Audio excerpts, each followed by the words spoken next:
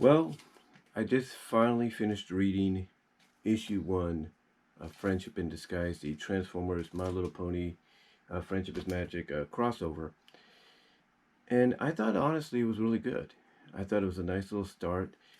Basically, the premise is divided, well, for this issue anyway, it's divided into two separate stories. The first story is basically an origin of how the crossover began. It takes a nice little jab at how certain crossovers, right off the bat.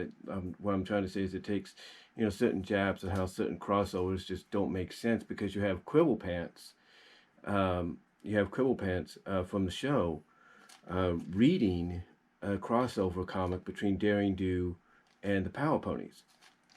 So basically, he's commenting, as you can probably see on screen, he's commenting on how ridiculous the premise is for a crossover like this to take place. But basically, overall, it does kind of set the table, or set the foundation for what we're about to be in store for, and what we find out for all of you that have read the issue already.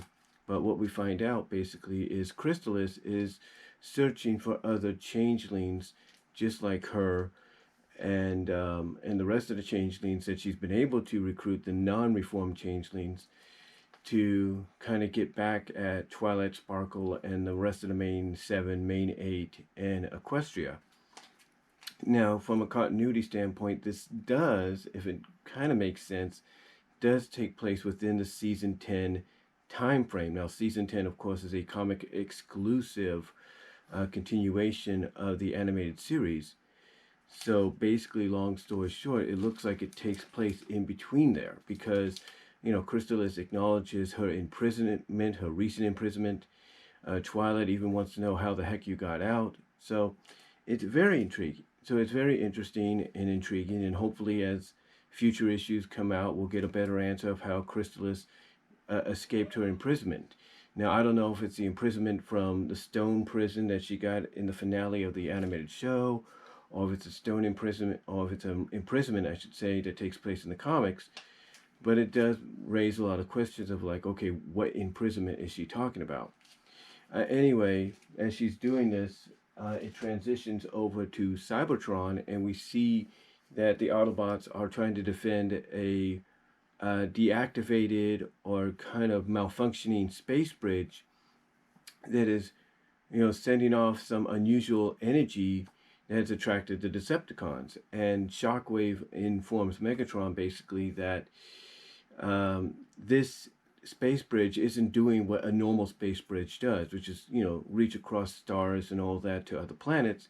It's reaching across dimensions.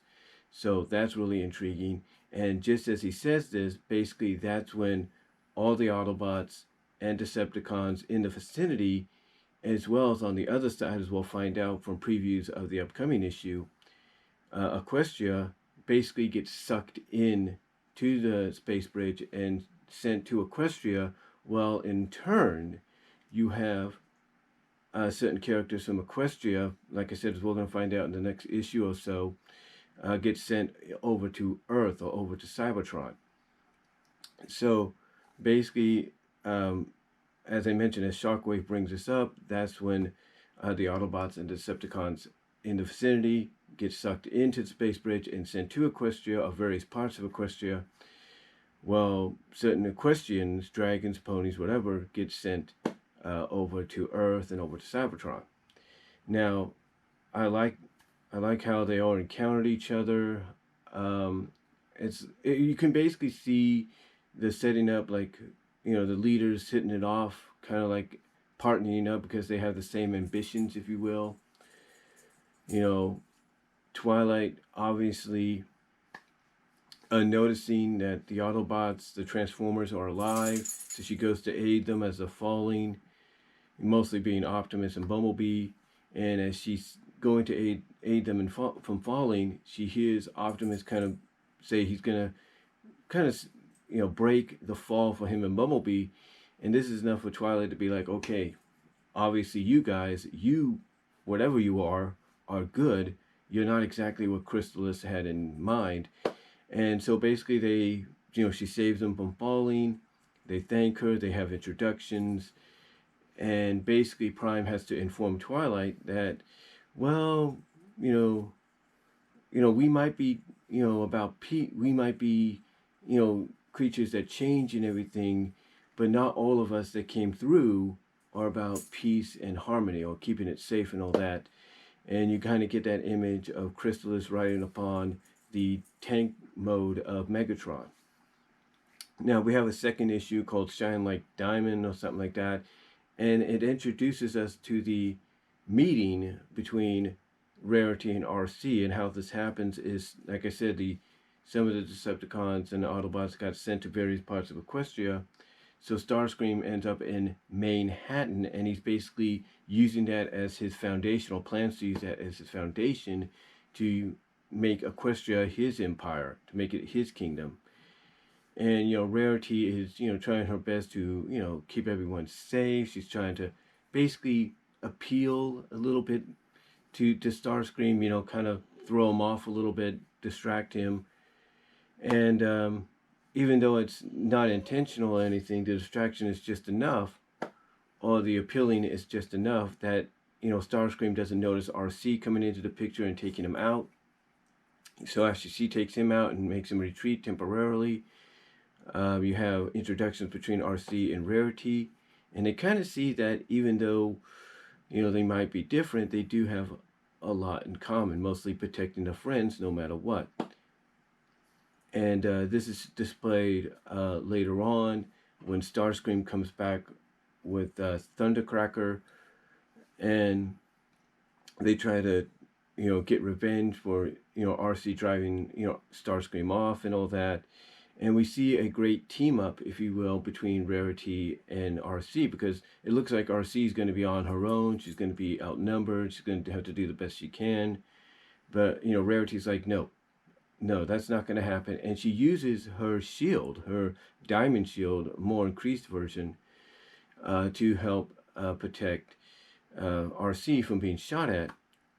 And Arcee, of course, is very impressed. In fact, she's very impressed by what Rarity has mentioned before about her facing adversaries and all that. But like I said, Arcee is impressed by Rarity being able to create this shield to protect her. That she wants to know what Rarity has for an Encore. Encore says, not Encore, but Rarity basically says, well, help me get that a cloth over there or whatever. So they do, and Rarity is able to use it with Arcee's help to kind of entangle both Starscream and Thundercracker. Thundercracker's like, enough, I've had it, I'm out of here, this is ridiculous. So he takes off, he saves his hide. Well, the cloth is enough to cause Starscream to basically get disoriented and crash outside of Manhattan. So basically, long story short, they're both impressed by each other's prowess, being able to help each other, and all that. And you can tell when Rarity manipulated or created that diamond shield, that bigger one than what we saw, let's say, in the ending of the end part 2, when she used one to protect her and Spike, from Chrysalis.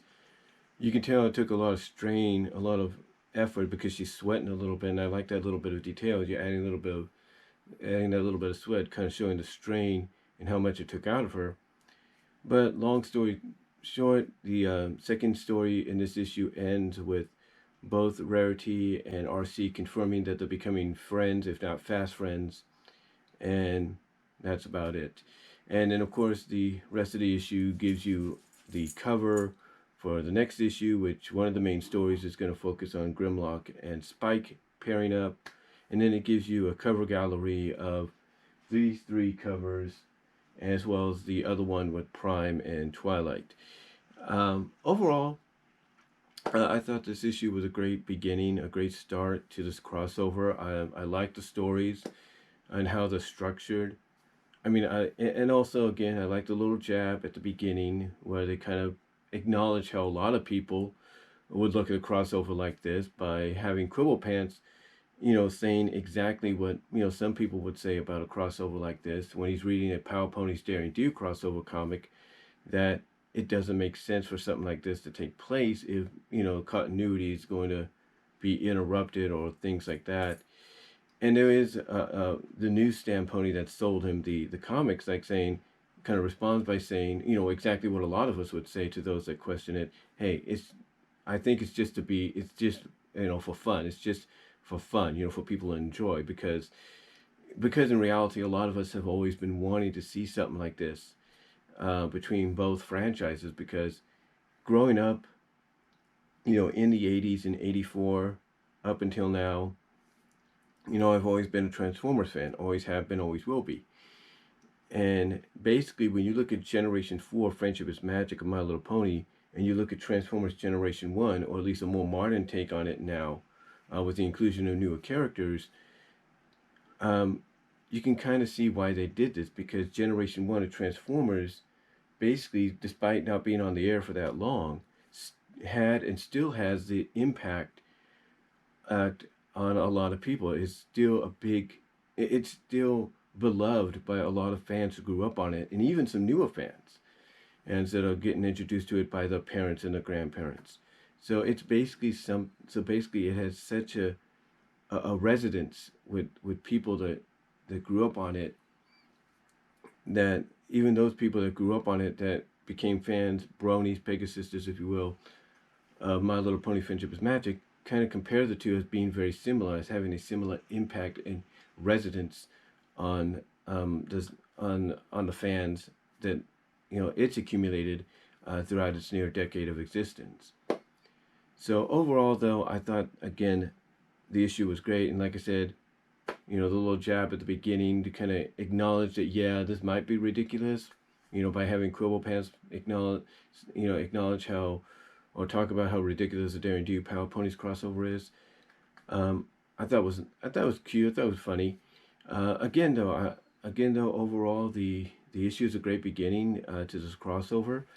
Like I said, I like how it's structured. How you got the first story basically being an origin of how the crossover began. What set off the chain of events to make it happen. And then I like how the next story is kind of following up on that, and we start seeing certain characters pair off. Like, in the first issue, you kind of get an idea that, okay, Twilight's going to is going to team up with Optimus and Bumblebee. You might have Fluttershy with Bumblebee for all we know. I don't really know. And then, you also see the potential that you're going to have Windcharger, who, by the way, that's not Powerglide there. That's actually Windcharger with Rainbow Dash in that cover. But basically, you get the idea that Windcharger is going to be teaming up with Rainbow Dash and even the Wonderbolts. So you get that pair off right there, or that team up right there. And then I like the following story, which kind of cements the fast friendship developing between Arcee and Rarity, because they have a lot in common. So overall, though, again, thought the issue was a great start to the crossover. I like the structure. I like how, for right now, it's divided into two separate stories. I don't know if they're going to keep that up for the next couple of issues as they get ready to wrap this thing up within the next few months. I don't know if they're going to, like I said, keep it that way, or, they're going to start focusing issues to be one story entirely. So, well, like I say a lot, we'll have to wait and see. But overall, yeah, I thought it was a great start, a great beginning, and I highly recommend checking it out. Again, that little jab at the start of the issue is, well, basically speaks for a lot of people that hear about this and they're like, that doesn't make sense. Because as I've mentioned before, I told my family about this one time, and my older sister's like, what sense does that make? And Quibble Pants saying something similar to that at the beginning of this issue is kind of how a lot of people feel when they hear about a crossover like this happening. But overall, though, I thought it was a great story. I thought it was structured perfectly. I mean, it does kind of raise the questions of exactly what imprisonment Crystallis is talking about. Is it an imprisonment that took place in the comics continuity, or is it a stone imprisonment that happened at the end of the animated series? Hopefully that'll be clarified as the issues go on. The crossover goes on, I should say. But overall, thought it was great. Highly recommend you check it out. And I will be doing a review hopefully soon on issue 2. It's scheduled to come tomorrow in the mail or via UPS. And once I get it, I'll read it and hopefully be back on here to do a review on that one. So until next time, guys, let me know what you all think down below. Comment if you like. I am out.